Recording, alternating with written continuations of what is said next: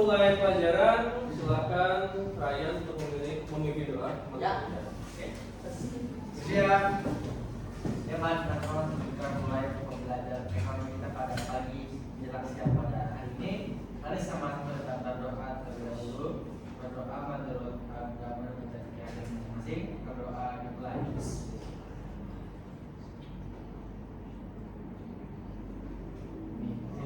Selesai. Assalamualaikum warahmatullahi wabarakatuh. Waalaikumsalam. Oke. Saya cek aja dulu ya. Baby. Ada. Nina. Ada. Namira. Ada. Yati. Ada. Alia. Ada. Erin. Ada. Leo di sini lagi ya. Oke. Yazid. Andika. Rizky. Izin Pak. Rizky. Zaki. Ryan. Oke. Alodia. Jeta. Mazaya. Aulia. Bilkis. Sakit Pak. Oke. Azam. Ada Arum. Syafi. Gilang. Alhamdulillah Pak Haris. Mantap. Gideon. Fazel. Ya, alhamdulillah. Ini ada beberapa yang saya lihat di sini ya nanti ya. Doakan semoga yang sakit segera sembuh. Amin.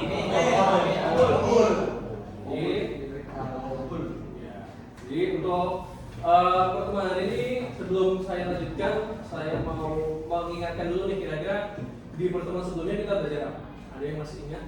Ketimpangan distribusi pendapatan. Itu nanti kita bahas. Lupa soalnya saya belajar dulu. Ya, berarti sesuai dengan saya minta minggu kemarin ya. Tapi sebelum kita lanjut ke yang pelajaran minggu ini, materi apa? Pendapatan nasional. Oke, materi Mas Jaya. Yo, pendapatan nasional itu ada 3 metodenya. Ada yang masih ingat kemarin metode penghitungannya? Tahan dulu, saya bingung sih. Ya, yo, nggak bingung. Ya, satu dulu ya, yang ingat siapa? Satu, pendekatan atau metode produksi.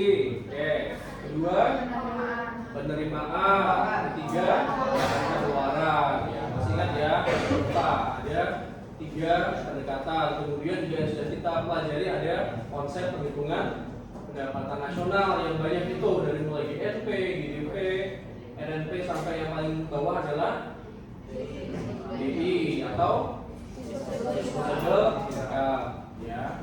Coba saya tahu ini gambarnya. Kelihatan ya? Apa? Ini gambar apa nih? Gedung.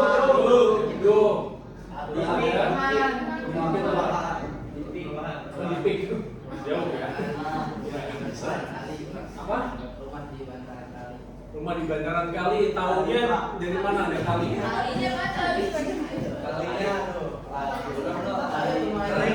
Kali yang membagi nih. Timbangan sosial. Timbangan sosial. Oke.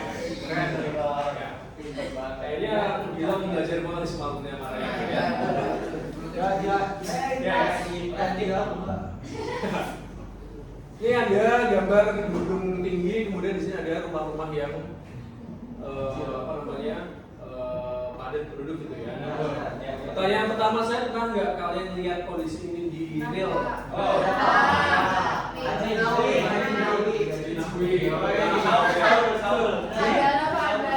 Saud, coba main deh ya. Lalu gimana Dipik? Dipik emang ada rumah yang begini ya? Pinang apa pinang?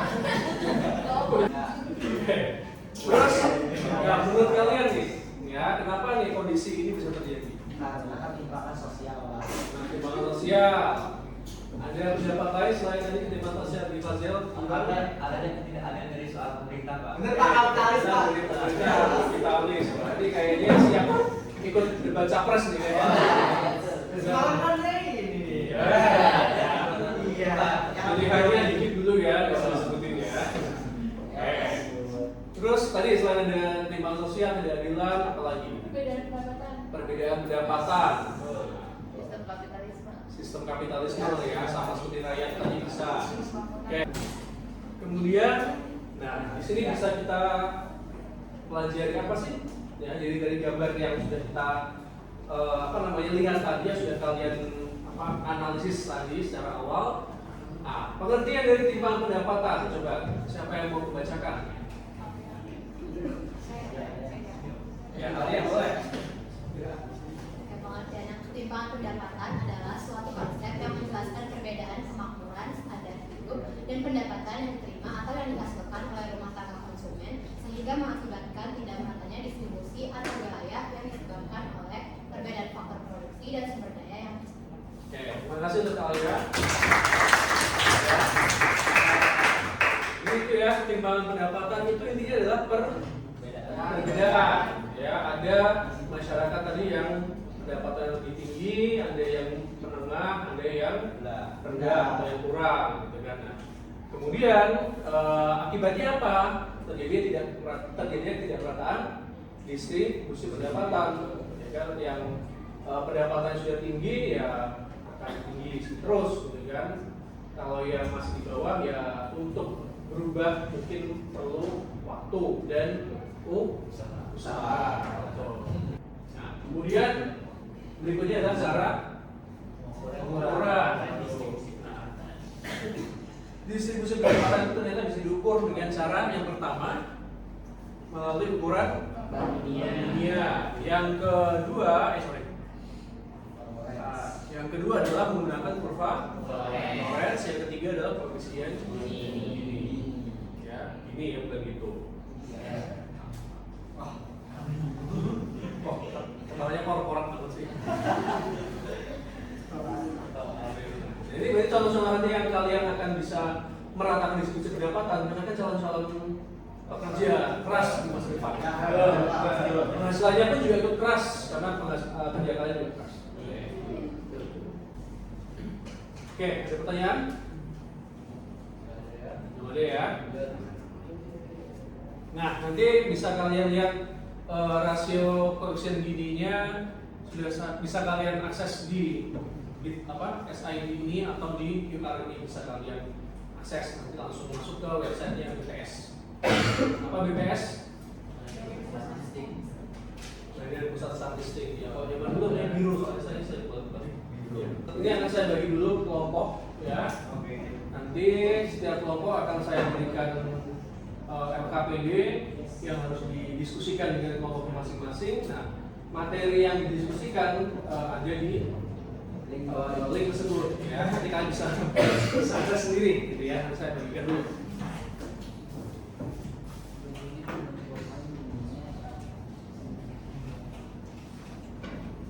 Oke, sini mau kelompoknya silakan duduk satu kelompoknya dulu ya di balik tadi. Ya, oke, kita sama. Boleh disebut nggak apa-apa. Ya, silakan.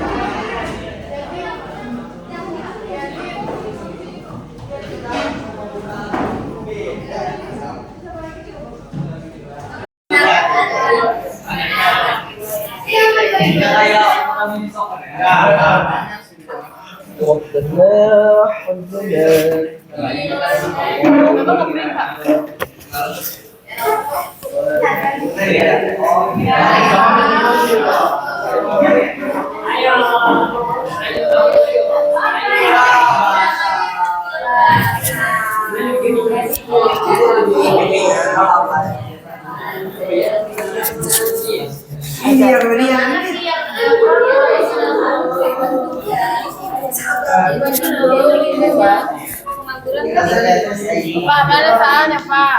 Memang benar nggak? Pak, Ryan. Ini Oke, gimana?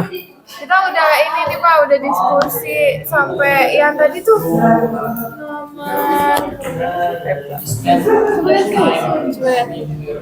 Sebenarnya juga lagi buat PPTN ya. Gitu loh. Nomor 5 aja. Iya. Yang penting disesuaikan dengan tadi ya kan. Ada beberapa pertanyaan yang memang harus melihat videonya dulu kan. Nah, kemudian dipastikan jawabannya memang sesuai dengan yang konten di videonya. Tapi nanti ada beberapa pertanyaan yang bisa juga kalian cari di internet. Ini kalau apa yang nomor 5 tuh kan soal kritisnya upaya yang dilakukan oleh pemerintah ini dalam mengakses pendapatan masyarakat. Itu berarti boleh menurut pendapat kita gitu ya Kak. Walaupun kita nyadar seperti tapi kita boleh nyentuhnya kayak apakah ini udah sesuai atau kayak belum gitu. Jadi boleh. Jadi silakan kamu cari referensi dari internet. Nah, kemudian dari referensi itu kalian diskusikan. Kira-kira sesuai apa enggak dengan kondisi yang memang lagi dibahas. Gitu. Terima kasih. Oke. Ada lagi pertanyaan? Ya, nah nanti silahkan dilanjutkan diskusinya ya. Ya, gimana nih? Yang pertama tadi dari pengeluaran dari pendapatannya kan. Yang pertama mandiri itu namanya mengandalkan teknologi. Pendapatan di bawah 600.000 per bulan sama pengeluaran di bawah pengeluaran 18.000 per hari. Kenapa pengeluaran masuk? Nggak bisa makan ya kalau Itu memundurkan manusia. Tapi mereka itu jadi orang yang paling akal. pendapatan di bawah Kalau misalnya nggak berakal, pendapatan di bawah 200.000 per bulan. namanya biar nggak Di bawah. Kalau lebih dari 600.000 masih lumayan oke. kalau kita malah kasih teknologi, kita jadi Jadi nanti pertanyaannya kan ada yang memang based on dari videonya, tetapi ada juga beberapa yang bisa kalian searching, ya kan? Tapi hasil searching itu nanti kalian diskusikan kira-kira yang yang sesuai dengan konteksnya seperti apa, gitu ya. Ini kayaknya kok per bulan saya di video 600.000 per bulan per orang. Terus pengeluaran di bawah. Oke, gimana? aman banget. lagi nonton film videonya ya. Pengeluaran kurang dari 18.000. Kira-kira 30. Sabar ya.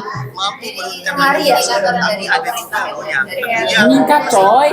Let's go 0,38. Ya, gimana nih hasilnya? Nomor 3. Ya Pak, kita sudah mau selesai sebentar lagi. Udah banget yang pasti Ya sih Pak. akan membuat kita melakukan pekerjaan yang layak. Kita udah diskusi, kita dibagi tugas siapa nomor 1 sampai 5. Iya Pak. Oke. Aku nulis nomor 1. Kalau Tapi Syafi, tulisannya kecil. kalau Syafi dia Mereka udah sih cepet-cepet ya. Karena kita kebanyakan di sini. Dengan tulisan gini sebesar. Namun dalam segi regional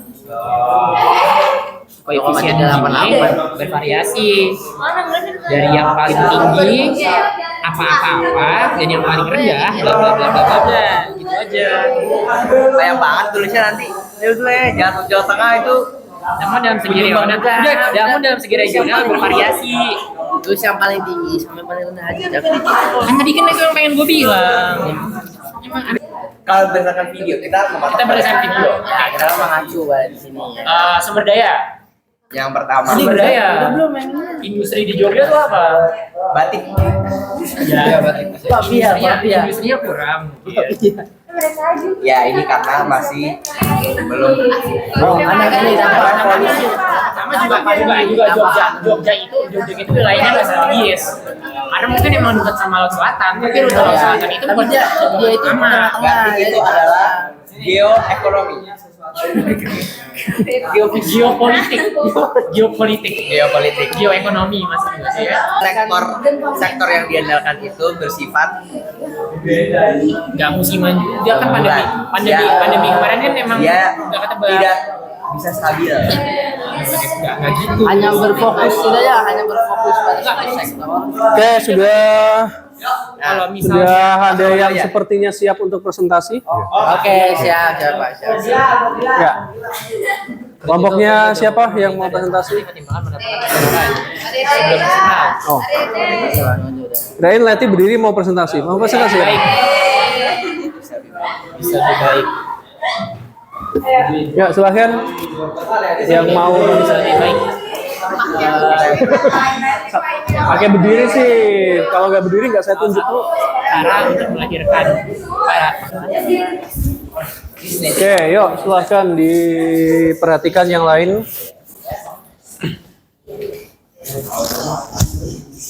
Ya baik, bismillahirrahmanirrahim. Assalamualaikum warahmatullahi wabarakatuh. Waalaikumsalam warahmatullahi wabarakatuh. Ya sebelumnya kami mohon maaf kepada kalian menunggu lama karena ada kendala teknis. Ya pada kesempatan pada siang hari ini kami dari kelompok 4 akan memaparkan dan mempresentasikan apa sih yang akan kita pelajari pada materi ini, yaitu tentang ketimpangan pendapatan masyarakat di Indonesia. Langsung aja saya lihat langsung ganti.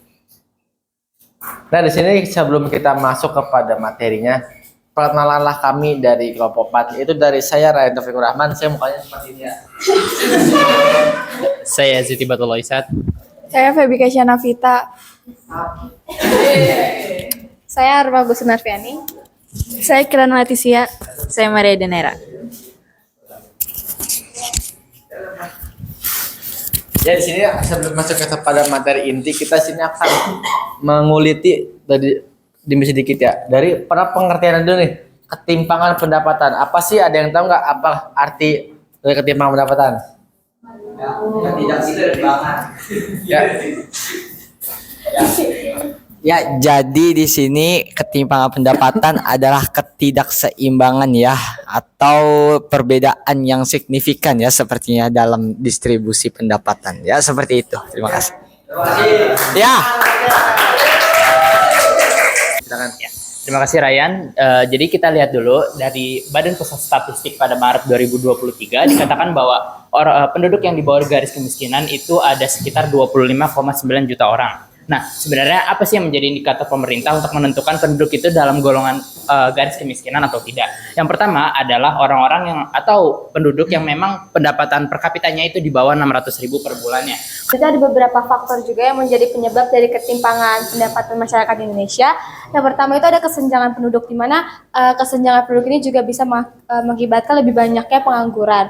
Selanjutnya yang kedua itu ada akses terhadap pekerjaan yang layak, di mana itu ada perbedaan pekerjaan di perkotaan dan pekerjaan di perdesaan. Di sini kami menganalisis penyebab ketimpangan pendapatan masyarakat di provinsi dengan rasio Gini paling tinggi. Jadi berdasarkan di video, provinsi dengan rasio Gini paling tinggi adalah kota daerah istimewa Yogyakarta. Berdasarkan video juga, alasan general atau umumnya mengapa terdapat provinsi dengan rasio Gini paling tinggi adalah satu, rendahnya faktor pendidikan, faktor kesehatan, dan faktor keterampilan masyarakat yang menyebabkan sedikit akses ke pekerjaan formal dengan pendapatan yang tinggi.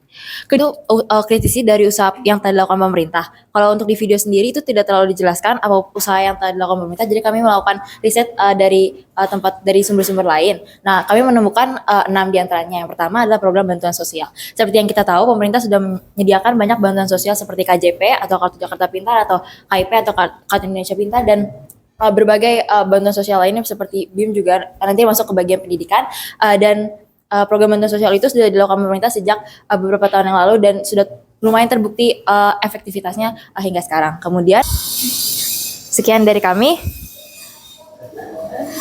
Selebihnya mohon maaf, apakah ada yang ingin bertanya? Ya, silahkan yang mau bertanya dipersilahkan.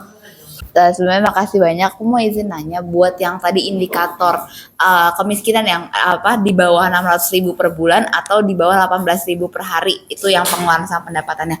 Nah, itu cara ngitungnya gimana ya? Kayak misalnya gimana caranya kita bisa mengimplementasikan itu dalam penghitungan, kayak misalkan dalam sehari mungkin seseorang tuh bisa aja nggak ada pengeluaran, misalkan dia nyetok nih awal bulan, jadi kayak dia beli semua kebutuhannya di awal bulan, terus jadi di hari itu dia bisa udah nggak ada pengeluaran apapun lagi gitu. Jadi kayak maksudnya kayak ini per hari itu apakah dalam bentuk rata-rata, apakah dalam bentuk apa, tapi kayak cara mengindikasikan atau penggunaan si 18.000 per hari itu gimana? Karena bisa jadi kayak sebenarnya dia anak tajir, anak konglomerat atau gimana, tapi ya emang dia udah lagi nggak butuh apa-apa, jadi di hari itu nggak beli apa-apa gitu.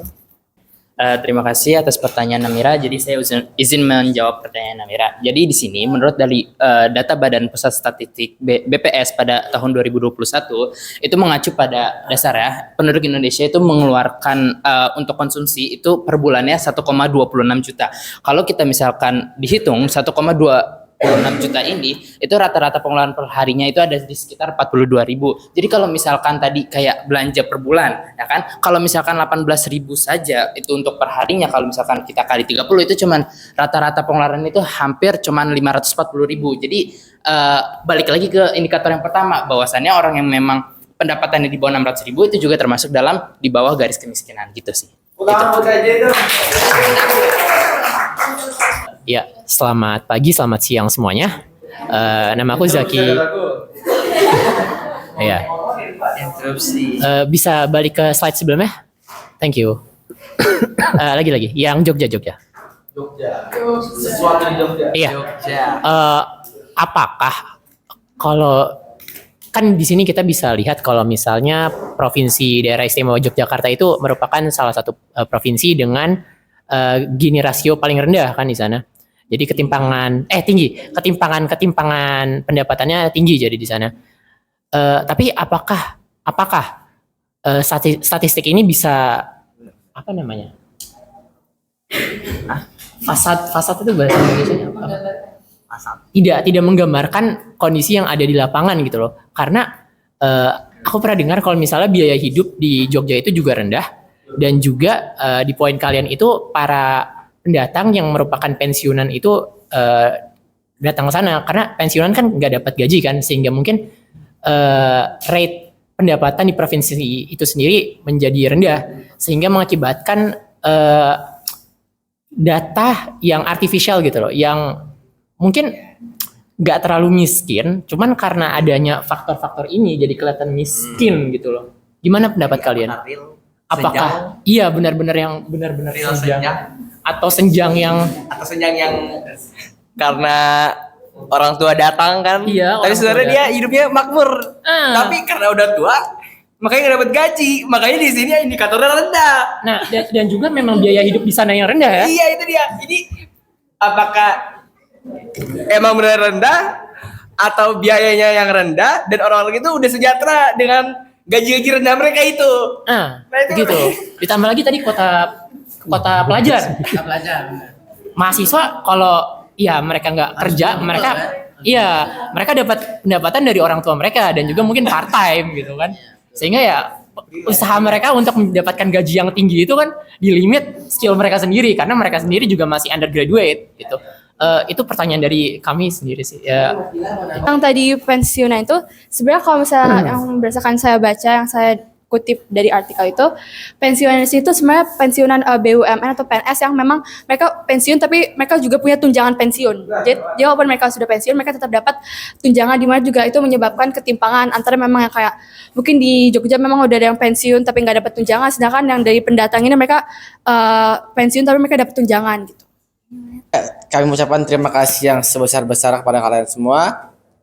Demikian, terima kasih. Wassalamualaikum warahmatullahi wabarakatuh.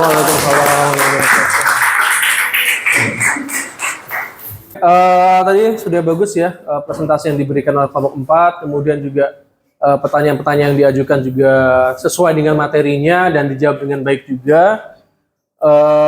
Mungkin saya nanti akan ya dong. Tadi ini ada pertanyaan yang terkait dengan apakah kondisi sebenarnya di Jogja seperti itu. Tadi kan timpangnya paling tinggi se-Indonesia. Nah, kan yang kita bahas itu adalah tadi sebenarnya yang menjadi fokus kita adalah provinsinya atau kotanya. Kalau Jogja itu kan ada dua ya, maksudnya provinsi DIY dan kota Jogja gitu kan. Nah, yang menjadi fokus kita tadi adalah sebenarnya yang provinsi. Nah, itu jadi kalau kalian pernah ke provinsi Jogja itu kan memang ada yang daerah perkotaannya, ya kan, yang banyak kampusnya itu, tapi juga ada daerah-daerah yang pedesaannya seperti daerah Gunung Kidul. Baik, silakan untuk yang LKPD-nya tadi dikumpulkan dulu. Ya, makasih. Ini lagi ya. Ya, makasih ya.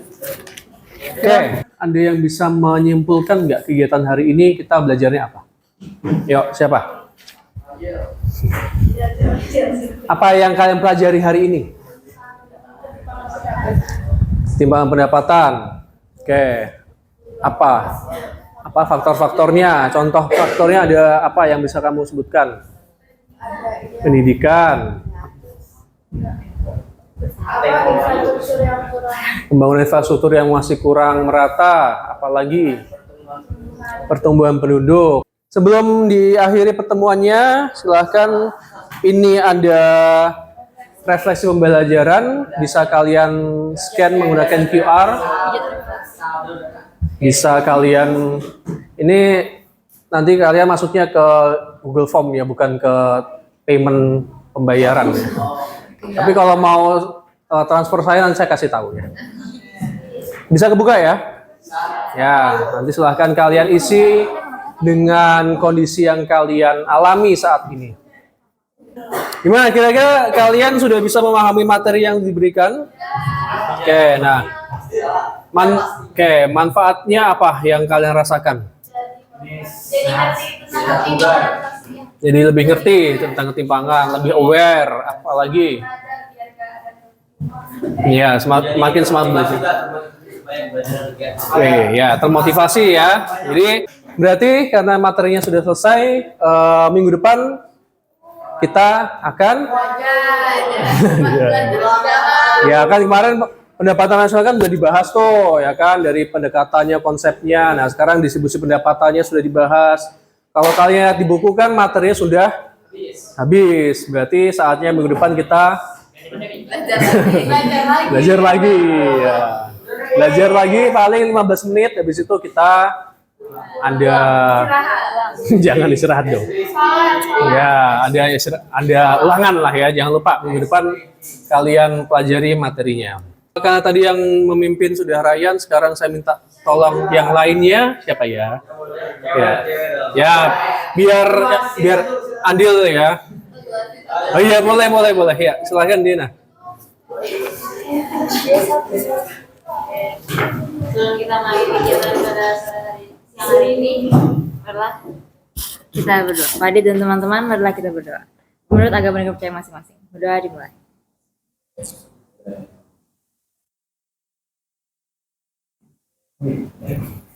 Doa selesai. Ya. Terima kasih. Saya akhiri untuk pertemuan pada siang hari ini. Kurang lebih dari saya mohon maaf. Wassalamualaikum warahmatullahi wabarakatuh dan selamat siang semuanya. Sama-sama.